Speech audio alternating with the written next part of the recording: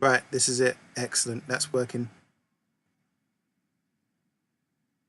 Right. No, believe me, this is all in the video, by the way. All this is going to be in the video. Um,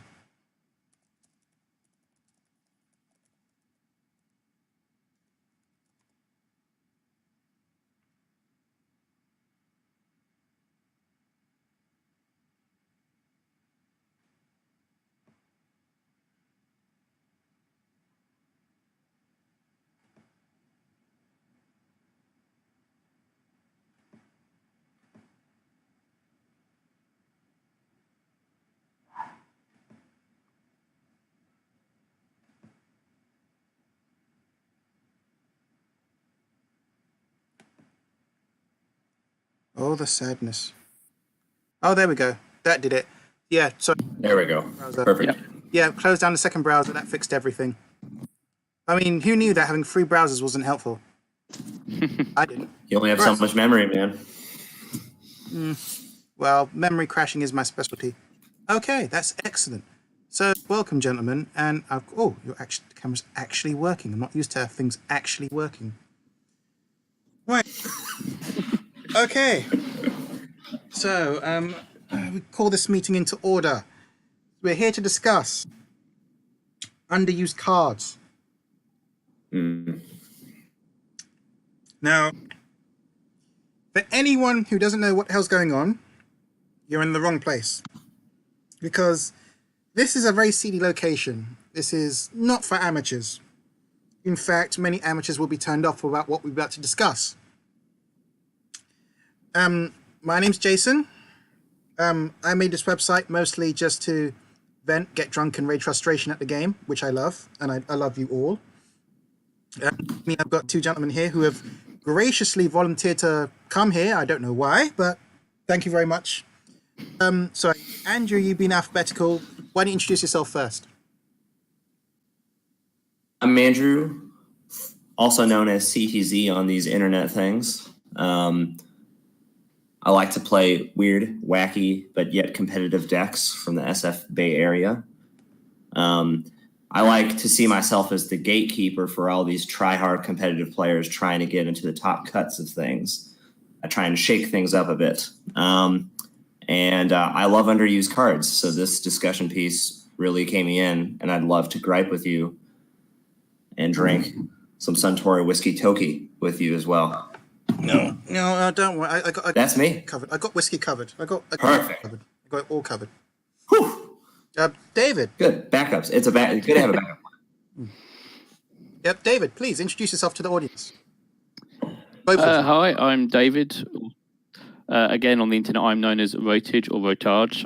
I don't know how it's pronounced, so pronounce it however you like. How do I see myself? I like to try and break the game. That's my goal in life. Fight again. That's the right idea. Okay, yeah. Like cards that aren't that.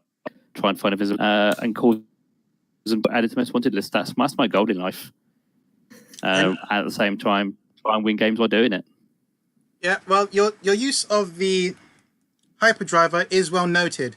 Even though I did think of it before, well, no, I think you thought of it before me and you perfected it before me, but I saw that coming a mile off. Yeah. I remember when we played a regional, and it was Diaper wasn't heavily played then. So opposite you hadn't heard of Diaper. I installed a hyperdriver and a leprechaun. You immediately figured it all out.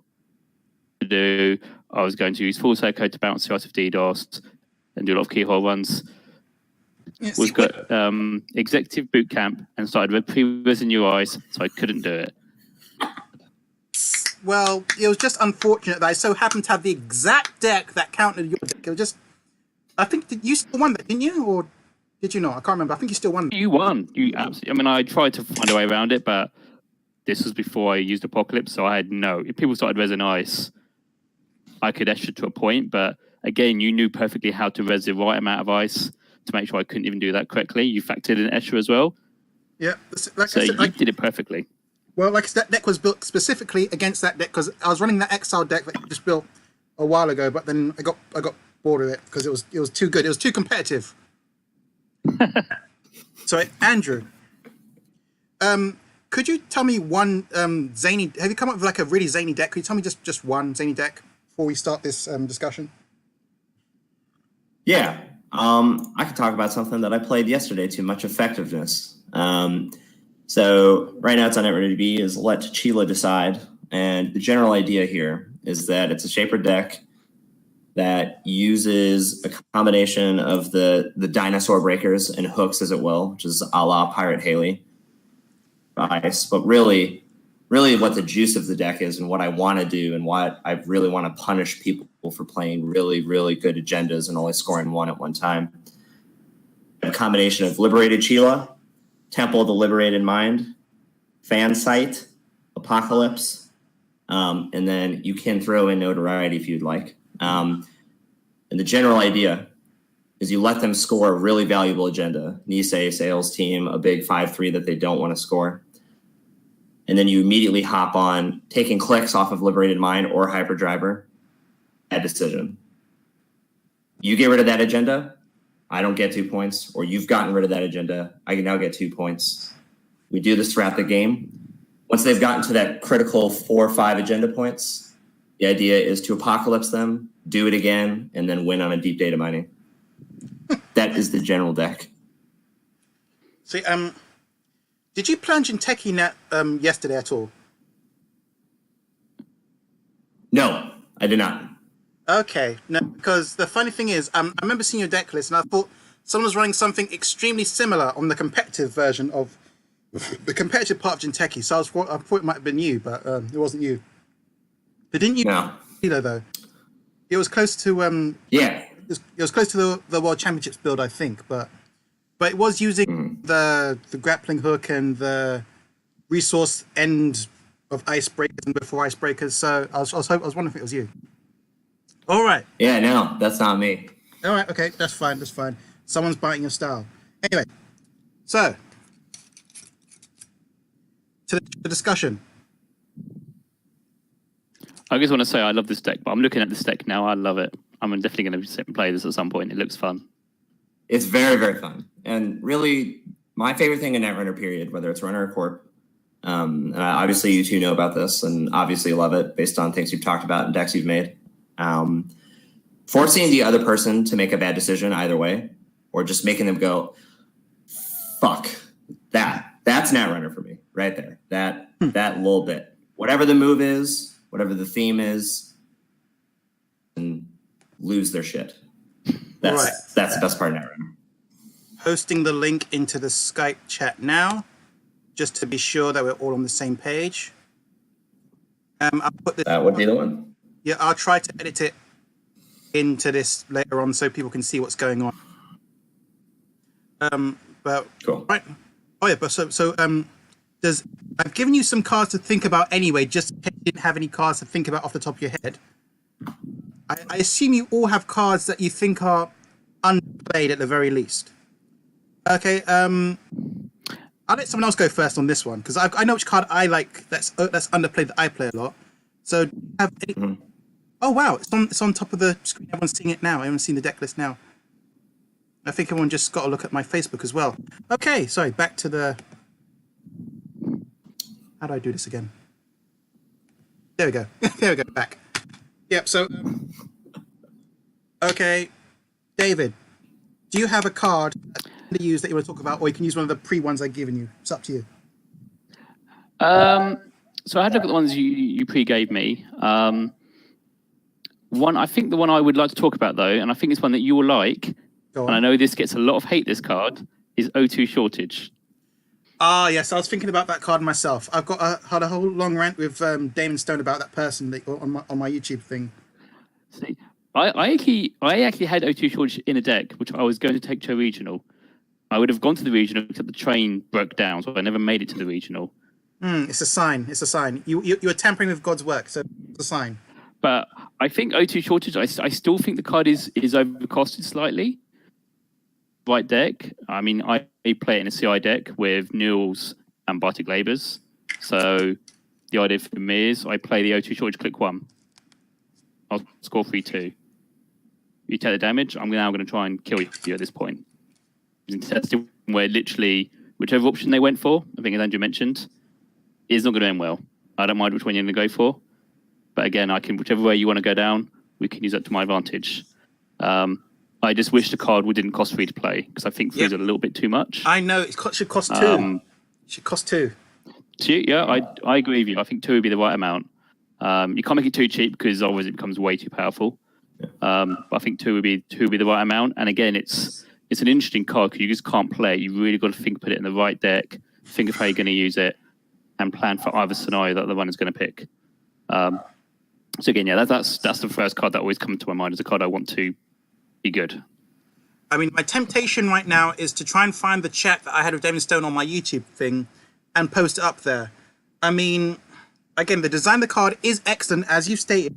That's the idea behind the card. It was to make sure, I used a fancy word to describe it, but the idea was, is he going to try and kill me or is he going to try and fast advance? I don't know which option. Either option is bad, and that's the way that's what the card is for. Again, every single time I talk about Damon Stone's cards, he always overcosts it by 1. Always. I don't know why. I've complained this at length multiple times. The guy is one of the best designers I've ever seen, but he always overcosts things every single time by 1. And I think I'm drunk now. Okay, sorry. Consistency is key. Consistency is key. Anyway, yes. Speaking of that card, O2 Shortage. Andrew, would you like to come in before I vomit all over this card? I think I should let you come in on O2 Shortage. Are you aware of what this card does? Yeah. I actually was reviewing yesterday, and I do like this card. And again, I really love the spirit. I'm going to analyze this from a non-costing perspective. Or make a bad decision that is secretly 2 bad decisions, make them actually think about stuff, and ultimately use the corp, get to place a negative effect on the runner. Boom, it's happening. There's no way it's not happening. There's a bad decision on the other side of the table, and I absolutely love that. So any card that facilitates that type of behavior or play in Netrunner, A-okay in my book. Okay. So yeah, that's what I like about the card too. I mean, it is a custom botix card by nature, because custom botix is extremely vague. That card is extremely vague. But my issue is that it has to be played first click. Think about it. You play this card second click, it's pretty much almost, you let them have the click back.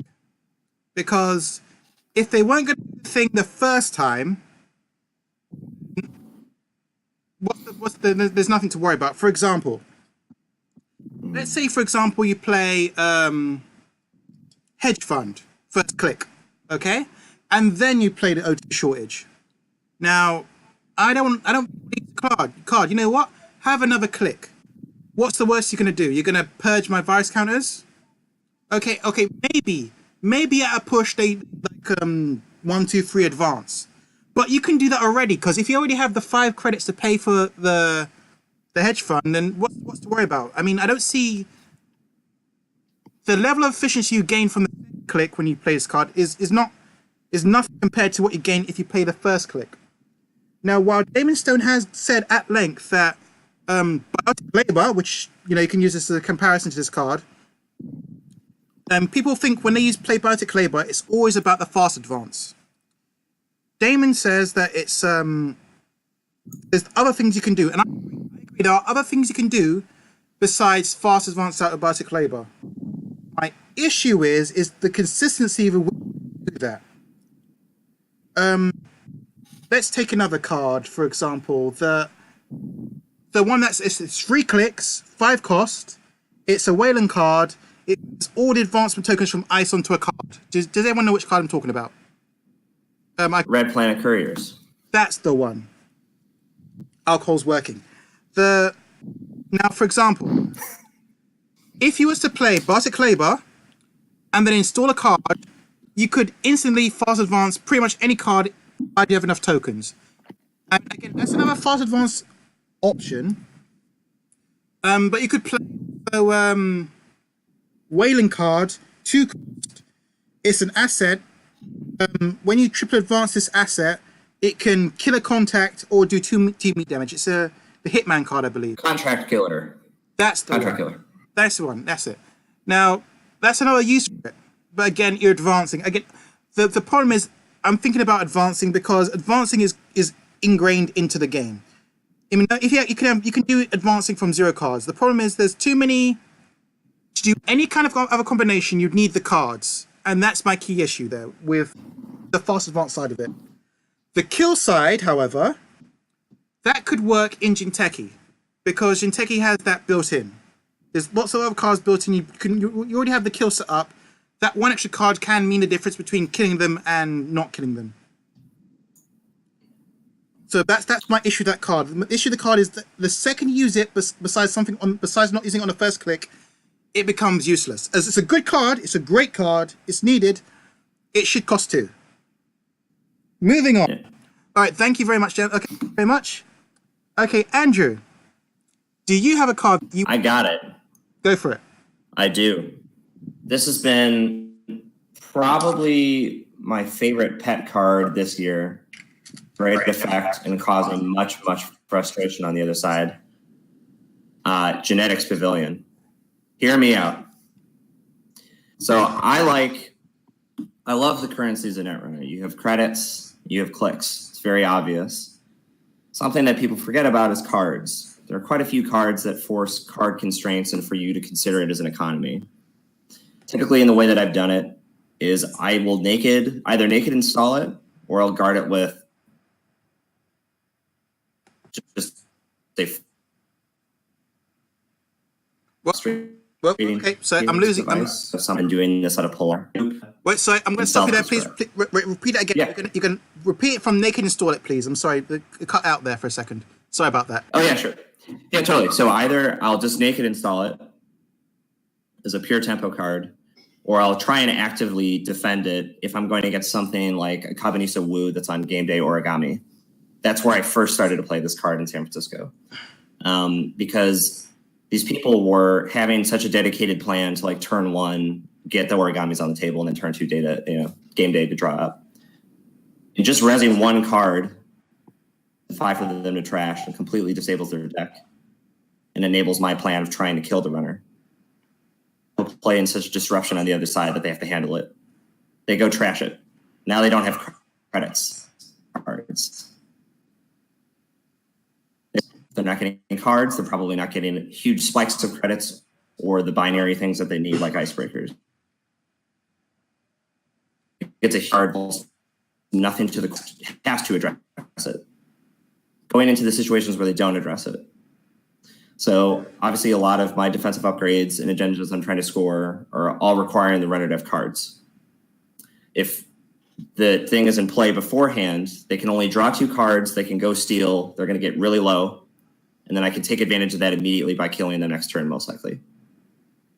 You addressed it. They're most likely going to barely get into this remote, and I've just taken a huge tempo hit, in which I do it again. There's many things that you can pair it with, and most importantly to me, it really tries to cement this third currency into the game of credits, clicks, and cards being important. And that's me. Okay, David, do you have any comments on this card? I mean, I've only ever seen it in sort of nasty IG decks, just trying to sort of wear them down. That cards is a currency. I'm already thinking, okay, straight away, there's another case if they need to draw something up. At the moment, I'm playing a deck which is sort of trying to make it difficult, give gear checks. So I have to draw up cards to get the gear checks out, so they can get past the gear checks. And a card like this immediately slows them down quite a lot. They can't draw as much. They, as Andrew says, they have to go address the card. They trash the card. Now, yes, they can draw up, but now they haven't got the money to install the breaker in the first place. Scenario works, which I think is I see a theme of Andrew. Again, it's whatever they do is not good. And that's why as a corpus, what you want to put the runner in a position where you can choose either door. I don't care. They're both bad for you. You're going to pick one. So, yeah. I can definitely see it as a really good tempo card in the right deck. Okay, I'm going to glob onto what David said there, because I fully agree with it. I mean, that's the kind of thing, except you have to remember I'm Exile. I will admit now that tactics will not work, because my usual play would be just to draw 2 cards during my turn. I mean, then I'll trash the, and then during your turn, I'd use claim chips to draw 2 cards. That's I'm Exile. That's what I do. I draw cards. Or Exactly. Or his cooler younger brother. Who's his cooler younger brother again? The criminal. Trash. When you use a trash thing on a card, you draw a card. Oh, Geist. That's it. Yeah, Geist. Yeah, Geist. Exile's cooler younger brother. So I mean, that's what I used to do anyway. But I can't do that anymore now because of reasons. I mean, the Popo really hate Exile. He's too overpowered. Far too overpowered. I will say, though, that I do agree that IG was the only deck I've really ever seen the Pavilion played in. And I'm not going to... I think it is a really good card, and you're right. It's underplayed, because it is a very good card. I'm thinking that it could be played in Polana. Would you... I mean... I could see it being played in a Polana deck, though. Because you have various cards that make them draw cards. And if they're drawing the cards anyway, but it gets to a point where they can't draw them, I think it just works. I think the next Pavilion should be played in a Polana deck. Do you guys have any opinion on this? But I do. I have some additional commentary of I think Jinteki is a fact. Naturally has a lot of cards that really support this. And I think there was a really key card here that just upped the power level here. It's that new 4-2 agenda, the viral weaponization. Yes, I'm aware of that. At the end of the turn, empty their hand. Yeah. So I really like this card in combination with that is if they haven't addressed the card, effort just trying to only draw 2 cards and then barely install whatever they have. They installed one of their valuable cards because they probably don't have enough econ, or they have some other objectives that they want to think about. Essentially, they're putting one good thing on the board, but the chance that they have something really good in their hand as well is a lot higher, because it's slowly introducing the good cards into their hand rather than this like explosive get all 3 good cards in my deck, lay them down. And then when you score that agenda, you get rid of it. So again, you're interrupting their game plan. They're going, fuck, now I have to go get another one, and GP is still on the table. Where my head is at in terms of consideration there is like, let's think about good breakers. So a lot of people have talked about, Shapers in idea, they can solve any problem. They have every tool in their deck to do that. They can't necessarily do it very quickly.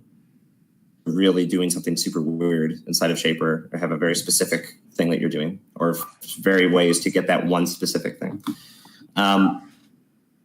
Being able to, if you have Gordian Blade and Nanotech, 2 incredibly good breakers, especially if played incorrectly from the corp aspect. Stacking Code Gates, terrible idea. Stacking Ice on a huge remote or a huge R&D, really good for Nanotech. So it super punishes, those 2 icebreakers really punish corp play, corp mistakes.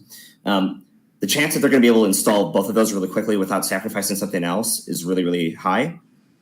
And so being able to take advantage of that with a card like Viral Weaponization is super, super good. Oh, and you've interrupted their game plan. Okay. Interesting. The counterpoint. Yeah, there's a counterpoint to that. Out of faction. The reason why I'm going to say out of faction is because... it's 5 influence, yes? One more time. Sorry, your mic cut out. Okay, sorry. So, counterpoint. The Genetic Pavilion is 5 influence, yes? Correctamundo. Okay, now... Playing this out of faction. That's a benchmark of solidifying how good a card is. How would this work out of faction? Now, I Wayland with like some kind of kill combo. I get that. But try using it with HP or MBN. Now, if we mention the previous card, O2, that can work in Jinteki. Jinteki has virtually no fast advance, but you could like have installer 4-2 face down, and then you play it first click, and then okay, you can squat the 4-2, or you can like get the damage and you can finish them off with some other combination. MBN O2 shortage doesn't work. Genetics Pavilion MBN, I don't see that either. I mean, I don't know. I mean, that's a benchmark here. So, how would you see maybe O2 shortage and Genetics Pavilion working out of faction? Some theories on this, but I'd like to hear your thoughts. Let's start with David. Do you have any thoughts on this? So how would genetics? So I think obviously you can't play too many copies because it is the Genetics Pavilion. It is 5 influence. Okay, let's just imagine you've got it. But go on, yeah. So you may want. So obviously Wayland, you've got Atlas. So you could tutor it from somewhere, possibly in an Argus deck, where potentially damage rather than taking the tag from stealing the agenda. So they're losing cards that way. Then they can't drop as effectively. Possibly in there. As for O2 shortage, again, as you say, obviously fits in HP perfectly. In Techie, yes, they can find a use. I would really have to sort of have a think about how I'd use it out of action, both those cards. That's fine. Off the top of my head, I'm not too sure. That's fine. I didn't put you on the spot there. I was just trying to. Andrew, do you have theories about out of faction use for these cards? Wiki Shortage or Genetics Pavilion? So I've got a few ideas, crazy, but I've got a few ideas. Where my head goes with Genetics Pavilion in terms of the other faction that's probably using these to some effect, other than Wayland, would be NBN. And what's interesting is NBN has quite a few cards that subtract. So Data Looping is a great example. As the encounter, you have to take 2 cards from your hand, put it on the stack. Can't install cards for the rest of this turn. They have, I think they have one more ice that I'm trying to think of that also hits them tempo-wise, card-wise. For grabbing it from my deck, immediately my head is going to, you're doing some type of asset spam out of NEH. You're using tech startups to grab Genetics Pavilion. Multiple problems. Essentially, which asset do I need to trash? Or which assets should I be trashing? If you can overload the runner with problems, i.e. getting a bunch of assets on the board, draw, and having the threat of tagging them just because you have an economic advantage because amount of credits from your assets and they're spending a lot of credits to get rid of your assets. That's where I'm thinking is you need to majorly stress a currency that they're not ready for, i.e. cards as an example. If they start to chase after that, you really pull the curtain on credits or clicks or something like that, i.e. the asset spam or the tagging mechanisms. So you're playing this as you're just trying to hit tempo in as many different dimensions as possible. And that's where my head immediately goes to in terms of the advanced levels of that strategy. Have to jive on it quite a bit more. No, you hit the nail on the head there. That's what I was looking for. Because I've noticed that MBN is a lot of ice that stops the core things. For example, stops like I said, stops them from installing, stop and put stuff back in the stack. I'm a big fan of threat assessment, putting either you take 2 tags or you put something back. I'm a big fan of this. David. Now, so David, I want to ask you something. Still play Diaper at all? Illegal? I can't remember now off the top of my head. Is Diaper still legal? Not in its original form, no, because it lost False Echo, which you can play around, but then lost Keyhole, which was the more fundamental part of the deck, because that was using all iterations I ever had. So Keel was the card that, we're losing that broke it, basically. I have thought of something, just as a side comment immediately to that. Go for it. New age. I've really thought about new age diaper because it's an interesting problem. And I'm waiting for this to happen, or I'm waiting for maybe a couple more support cards to really think. So when I'm thinking diaper, obviously, what are the core mechanics here? You're undoing corpse ice decisions, turn where you're going ham, and you're attacking R&D. Those are the three core requirements in my mind that quintessentially define what diaper is. A way that you can do this, and I have done this, but it is not the most efficient and it's not to amazing effect, but it was solid when it went off. So yes, we've lost false echo, but we've also gained egret. Clone chip is taxed, but you can make the call as that's your card.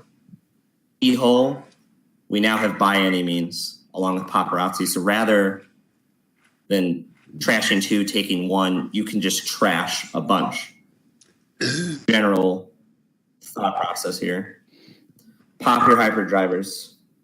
By any means. Track all your egrets that you either have in hand or you've just dumped into your heap. Econ. Install not Amakusa. Or maybe that is what not Amakua. It's the rail hook where if you break everything, Ankusa, you can pay 2. Yeah, Ankusa. Barrier with egret. Push it to HQ. Then you just by any means, deep data, go check archives, see if you've earned your take.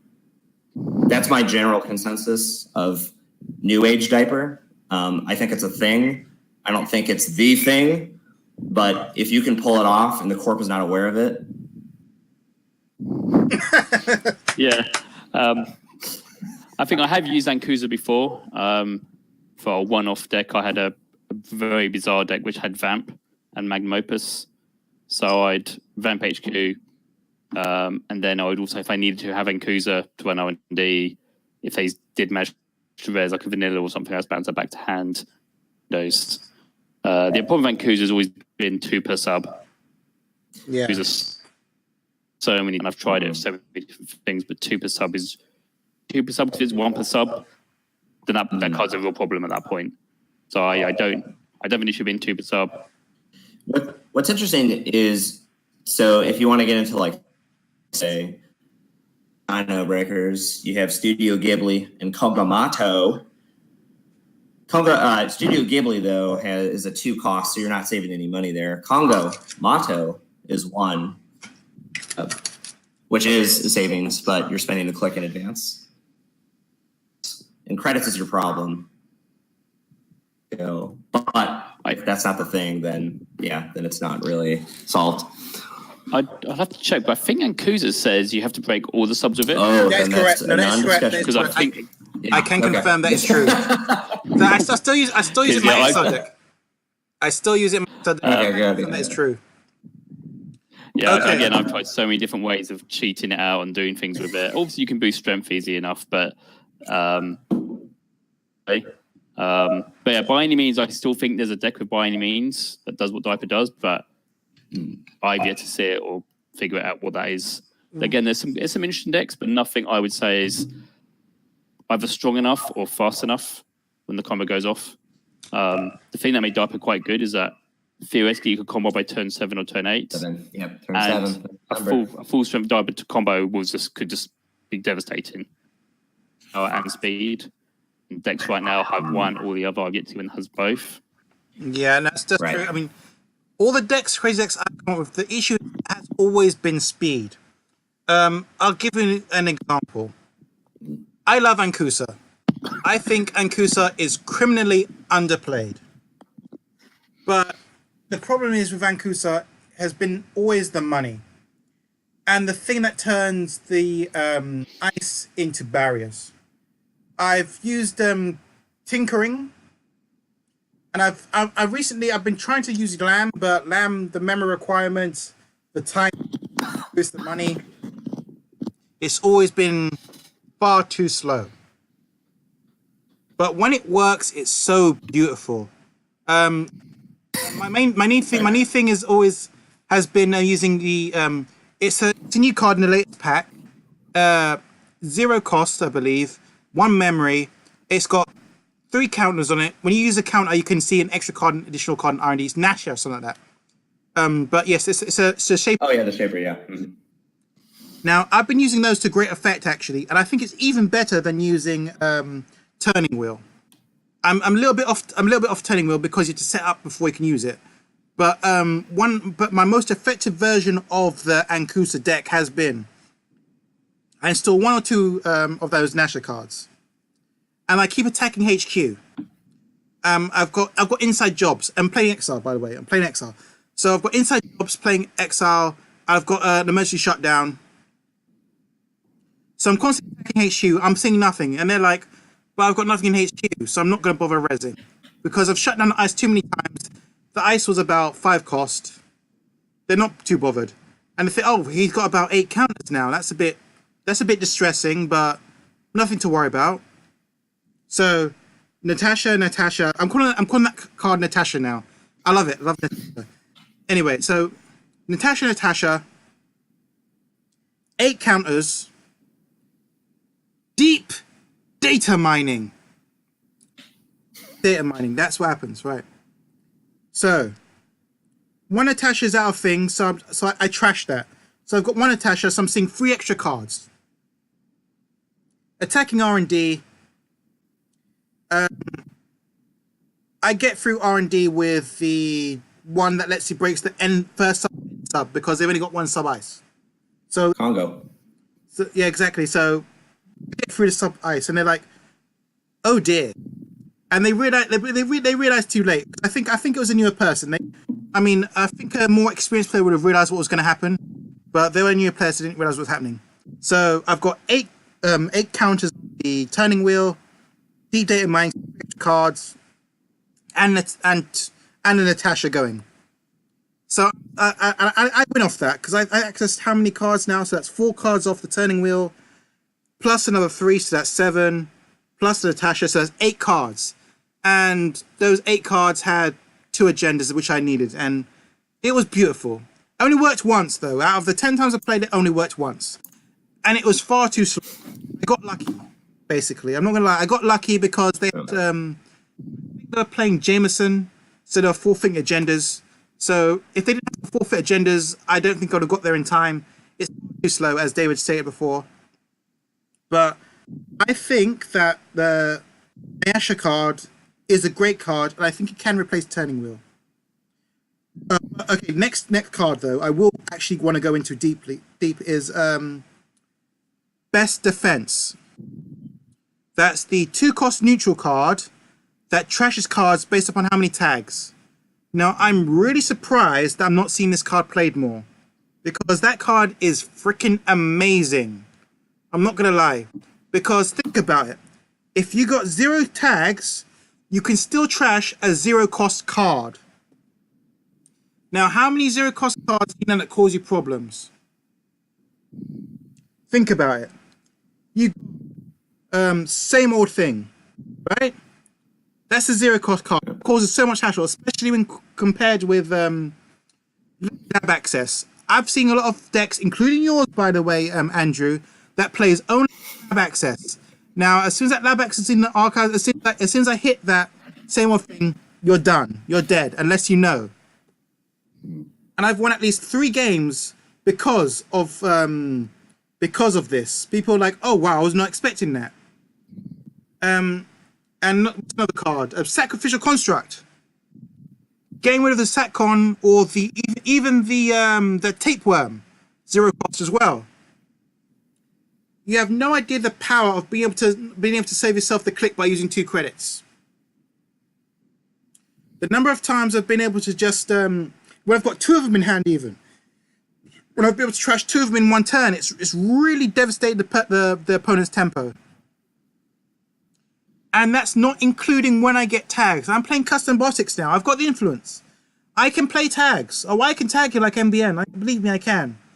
I mean, I've started using hard-hitting news, but it feels a bit cheap, feels too easy. But if I give even 1 tag, I mean, even 1 tag, I'm trashing all your one cost stuff. Now, the number of times that one cost things like clone chips or that one that lets you draw cards when you create a new server, Astrolabe? Astrolabe, that's the one. Yeah, Astrolabe, yeah. Times when I've been able to trash stuff like that, it's been devastating to the game. Or even if you get free tags and you can trash their breakers, especially that turtley one. I hate that turtle one. Oh, I'm a turtle. Yes, that turtle. Oh, man. Forget that turtle. I've got two rings. Cheers. Okay, so let's start with David. I'm on you because I want you to speak. Do you have any thoughts on best defense at all? I remember when it first came out, I was terrified because I played Bookmark quite a lot. Yes, there you go. Yeah, and for me, I was genuinely terrified. I was like, this breaks my deck.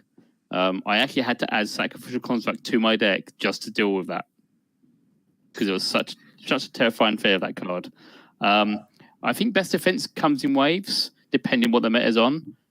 I think because there's a lot of Anarch at the moment, and aside from Same Old Thing, I'm not aware off the top of my head of many Anarch installable cards that cost 0. Which is why best defense doesn't see as much use. Obviously, Shaper, SMC, SatCons, they virtually always play those cards. So I think, again, if you see more Shaper players, then you see more best defense. At the moment, with Anarch being king, as it were, it's just not as useful. But I do like it as a card. As I said, if you're able to give them some tags, any map tags, and then you will get some targets in for sure. And as you said, the Same Old Thing example is a great one because that's can be a devastating card. And again, the problem with Same Old Thing from your court point of view is the runner can choose what's essential. What's the key thing the runner wants to do with it? Do I need to levy? Do I want to do another Maker's Eye? So being able to trash it for 2 credits with no other dependencies, really good. Okay. Sorry, I've just thrown away my hand there. Okay. You just remind me of another card. Self-modifying code, also 0 cost. Getting rid of that is extremely devastating. Yeah. Okay, Andrew, do you have any comments on this card before we move on?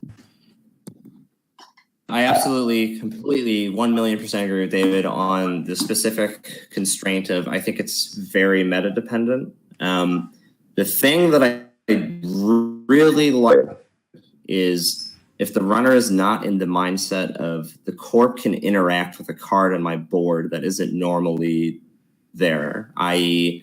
resources via tags, programs via Hunter Seeker, hardware via the lab dog. Anything like that, where if the runner is completely not even thinking about it, it's just so absolutely powerful and mainly for me demotivating because you've forgotten about it and your strategy has just been bottomed out. Whatever it is, whether it's SatCon or Tapworm or SMC or ShadowNet or Same Old Thing, or there's a lot of good cards that that this card completely disables. It seems like a lot of the cards that you're trashing with best defense, either at a low cost or 0 cost, are usually parts of the system. And being able to take out a part of a system is devastating when you don't have backups for it. A+, love it. Thank you. I just thought of one more card that I think we've mentioned so far. Go for it. It's Origami. Origami is a 0 cost card. Oh yeah. I'm not gonna lie. And that's to influence. I'm not gonna lie. The Origami. I've not seen Origami a lot outside of Reina for some reason. I remember what the combination was. I think it's Origami and Echo Mind. It gives you extra memory. I think there's Origami, Echo Mind, and there's breakers that rely on memory. Okay. I mean, you do see it at Wu, obviously, with their combo decks, because obviously they can get all 3 Origamis out immediately and then do the game day combo. And I have seen a few of those in the wild, few Wu decks. So again, I think any Wu deck that I've seen always has Origami, generally. Agreed. And I think it's an interesting thing so talking about that, you gain a bunch of memory. In theory, out of Shaper, I'm not going to associate it with an ID. pass through, or essentially the pass through of your deck, you can use these dino breakers. And then you can use those breakers that are like +1 strength per each memory. I think it's not Sage, but it's one of those. It's a cousin to Sage, or it's an AI breaker, and their strength is contingent on how much memory you have. So your early middle game is dino breakers, and then you graduate because you have all your cards on the board then at that point to that breaker, and then you can just close it out with that. That's my other use case of this that immediately comes to mind. Okay. Interesting. I'm going to stop that there. Okay. Now we get to the meat of the issue.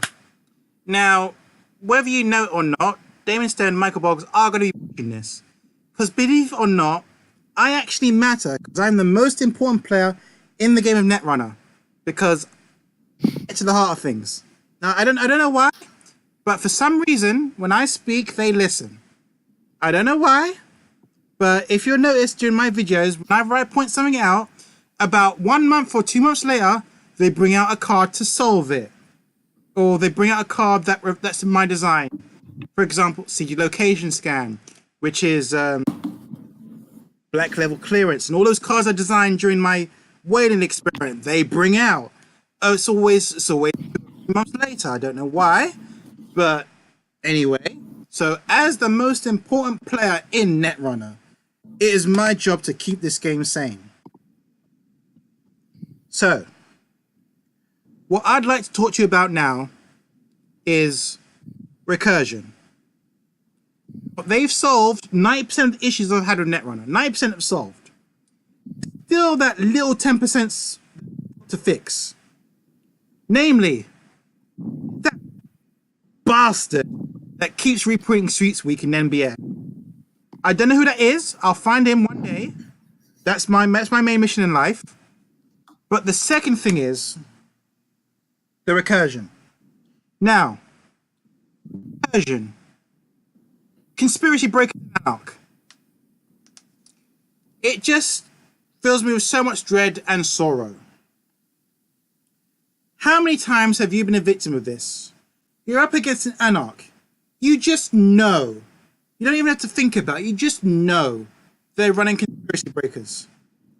Okay, maybe you see a Freedom running a USIF. What other virus breakers? Great. They're running virus breakers and all these dreams. They're running a virus. Great. But you know that when you trash their breakers, they're coming back. You know they've got all the breakers already. You don't have to worry about it. I've spoken at length. These things need to hurt. So, for that reason, I contend that Paperclip, Orchestra, and MK3 have some kind of setback. Now, maybe Paperclip has a light setback. For example, maybe Paperclip can cost 2 MU. I don't know. Or maybe when you install it does 1 net damage. Or maybe when you install Paperclip the first time it gives you a tag. But how would you feel if Paperclip, MK2, Orchestra had the effect of when you install it from the heap that it makes you lose a turn, gives you a net damage, or gives you... How would you feel about that? Would you feel that's too... Comments. Please start with Andrew. I like that. I think this is where my mind goes in terms of punishment. I absolutely agree that there needs to be a downside because right now there's no downside. You get to be as careless as you want. Like when I think, obviously, when you're thinking about the Anarch idea mentality, it's like this kind of, I have a crazy strategy and maybe it'll work or maybe it will absolutely not work. I think like frantic coding in a vacuum is a super well designed thing. It's very powerful, but it can go completely wrong for you. I think that's awesome and enhanced. You're given ideas for penalizing using these breakers or essentially installing from the heap. What I think would be super symmetrical and very reasonable, especially for the mentality and spirit of Anarch. And like when you install this from the heap, mill the top 3 cards of your deck. Because you've already given the idea that you're careless of getting that shit in the heap, and now it should actually impact you. I like that. I like that a lot. Okay, David, do you have any comments on this issue? So I'm gonna again. I agree with these comments. There needs to be some sort of penalty. But I'm going to take it a different route just to create discussion. Go for it. I don't believe this is my idea. I believe I've heard it from someone else, and I'm just copying it. So I'll make that clear. So the penalty, that another option you could do, trashes one of the conspiracy breakers, is removed from the game. Ooh. Let me understand this. So, okay, you install the breaker from the heap, right? Okay, I get that. But if the breaker is trashed when it's installed, it's removed from the game. Correct. I like that. That is very good. That is excellent, David. That is an excellent conceit. I think that is better than anything. Okay, I'm sorry, Andrew, but no, that's fine. We're here to talk. That is the best one. No, that is the best one because I could see that in law as a conspiracy breaker. It gets trashed. Conspiracy is it's not dead yet. It comes back, but if you get rid of it finally, then it's gone. I like that. It's risky. You know what?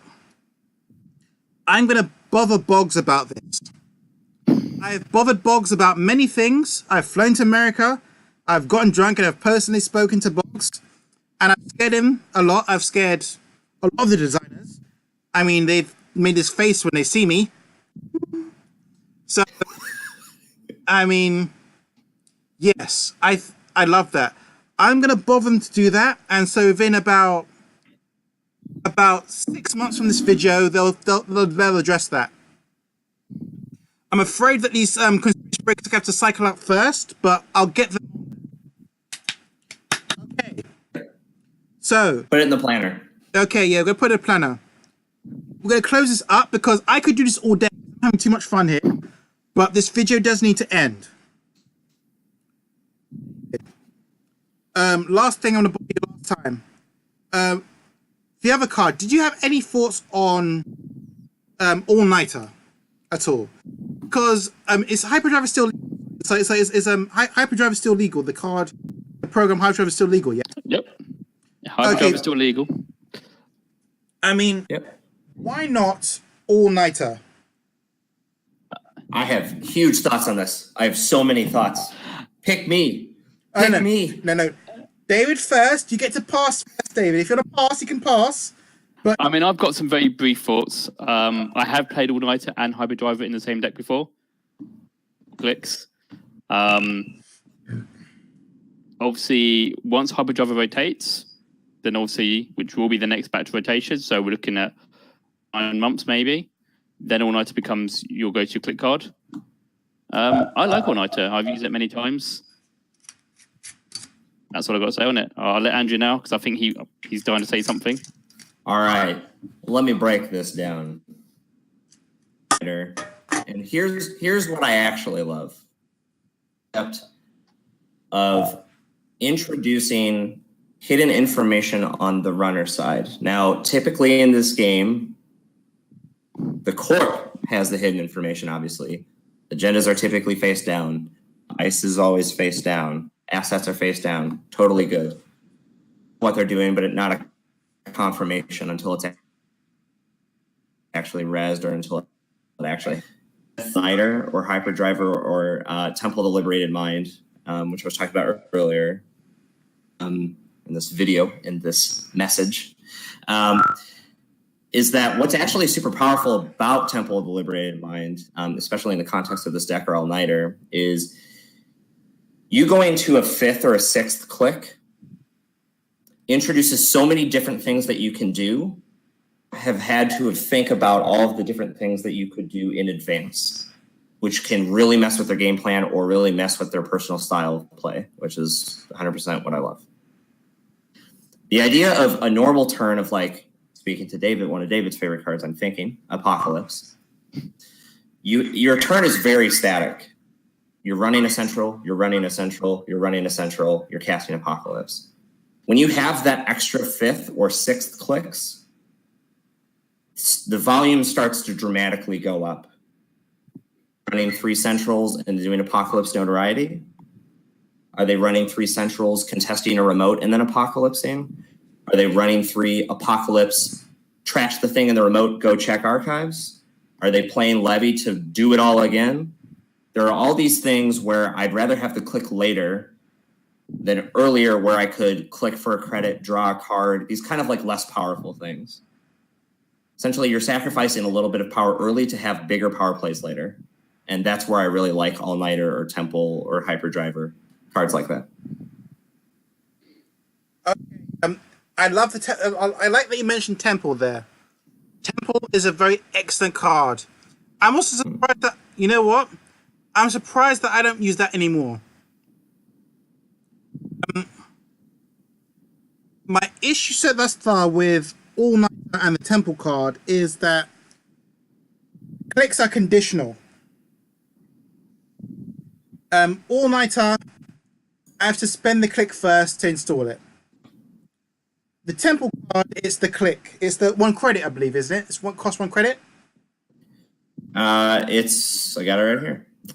It's 2 to install, click, put a counter on it, remove a counter, which is a paid ability window, gain a click. Also paid ability. Yes. Which that could be interesting with that new Adam card. Logic Bomb? Yep, Logic Bomb. Yep, we did a whole stream about that, actually. Oh, really? Oh, cool. I have to go check it out. Yeah. It was quite fun. Wait, so Andrew, what's your stream again? Just to put it out there. So it is twitch.tv/San Francisco. We usually air once a week, Tuesday or mostly Tuesday nights at 7 p.m. on the West Coast, PST. Sometimes we do Wednesdays, though, for schedule constraints, same time. I'll put this at the front of the video to make sure that everyone knows about it. Although I am very drunk right now, so I might forget. Okay, so this has been very interesting. Can I can I interrupt you, Jason? I just want to say one more thing. Go for it. About All-Nighter. There's another use which again, if you've got an extra click, there's another thing which I like doing from time to time, which I just find amusing, is if you're playing an NBN deck, and they know that if you don't get it, they'll score it. But if you do get it, they're going to play C-Source, hard-hitting news. Something bad's going to happen. Extra click. You can run the remote, take all the tags, do whatever bad things happen, take the agenda, do all the consequences. Still, because you've got your extra click. You can run the 3 centrals, play Encore. That's it, Encore. Use your bonus turn, clear the damage, Encore. And crucially, you've turned off C-Source, hard-hitting news punitive because you didn't make a run in your last turn. Your last turn was clearing the tags. And it's something I have actually done a few times. It's in that whatsoever. Yeah, beautiful thing. Encore is indeed a thing. Fine. Okay,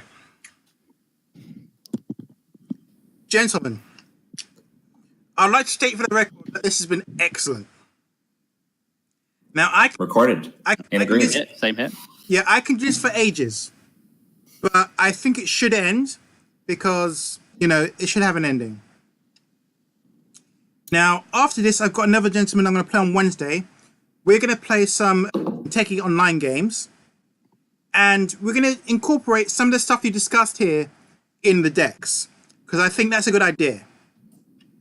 So, just to be clear, in some of the decks that we're going to play on Wednesday, we're not going to record it on Wednesday. We're not going to upload it on Wednesday. But the idea is that we can use O2 shortage, because you mentioned it. We're going to use genetic smithing because it was mentioned. We're going to use All-Nighter because it was mentioned. We're going to use Hyperdriver because it was mentioned. Which other cards was mentioned again, just to be sure, just to be clear about stuff. Best Defense because it was mentioned.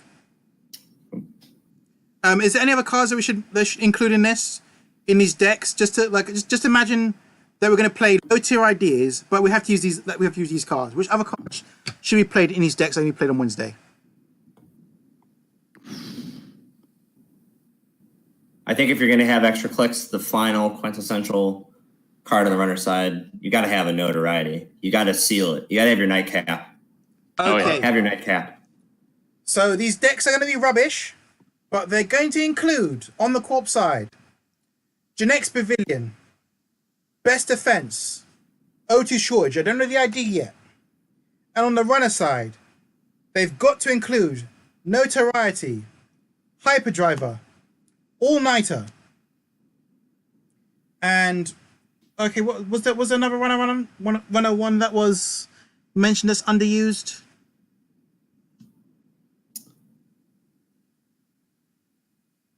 No, I don't think so. Okay, there wasn't. I don't think so either. No, I think you've covered them. That's fine. Now, next time, I think we have to do another series of these because there's still lots more cards to go over. Another card I'd like you to think about was it's internal directive, so you can look at it now. It costs 2. It's a neutral, force trash. At the start, it gets 2 credits on top of it. When it gets to 8 credits, you can spend a click to take 8 credits off it when it gets to 8. Now, I like this card. I've not used it personally, but because I was drunk, and when I first looked at it when I was drunk, I thought they'd put your own credits from your own personal thing onto it. But I realize now that you take the 2 credits from elsewhere, so it builds up credits. I thought the same thing with Jackpot. But that card, that's the card we're going to start with next time, but I think more people should use that card. Now, I'm Jason Brown, and I'm Seedy Location. We've had David Sayer, the Hyperdriver, the Time Wizard. That's it. You're officially David. You're the Time Wizard. That's who you are. In the lore, Okay. you are the Time Wizard. You're the guy that controls time. Andrew, you're the unconventional thinker. And you're the strategist guy. That's what you do. And for some reason, you're Jamaican. I don't know why, but I'm drunk right now. But I'm thinking, for some reason, in the Netrunner lore, you're Jamaican. I don't know why. Because you were an awesome... 100%. And this has been an episode of Seedy Location. This has been excellent. I love you all. Okay, officially, this is where the video ends. But if you want to say anything, they can use the sound bites or put it in the front of a clip or random stuff. You can say it now. Otherwise, you're free to go. And I'm also out of alcohol. All the alcohol's gone. The sad. Yeah, I'm very sad right now. Also very drunk. Okay. Thank you very much. That's it. We're done. We're done.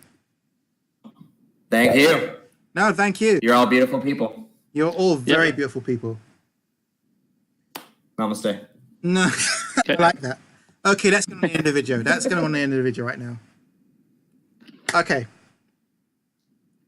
Anything now is personal. So, so would you be up for doing this maybe in about a month's time, maybe 2 or 3 months' time? Would you guys be up for this? Yep. I'm happy to come on again. If you're happy to have me. Yeah. Okay, cool. Happy to join. I mean, the only reason, even though it's baking outside, the only reason I got my clothes on is because the original format is dead. It is. I know that Spags likes it, but it's dead. I know that Stone and Boggs liked it, but it's dead. I know that everyone else likes my voice, but it's dead. So the only way it's going to happen is if they mess up the game again, that's going to happen. It's out of your hands. Yes, out of my hands. I'm thankful. I'm really want to thank you guys for having a few drinks. I don't know if they were alcoholic or not, but I could tell you were drinking some stuff. Oh, absolutely. I'm doing due diligence. Yeah, and I appreciate that. I appreciate that. I really appreciate that. David, you're awesome and you're okay too. So right now, thank you very much. I'm just gonna end this now. This has been excellent. Thank you very much. Bye. Thank you, folks. Goodbye. Thank you. Bye. Bye.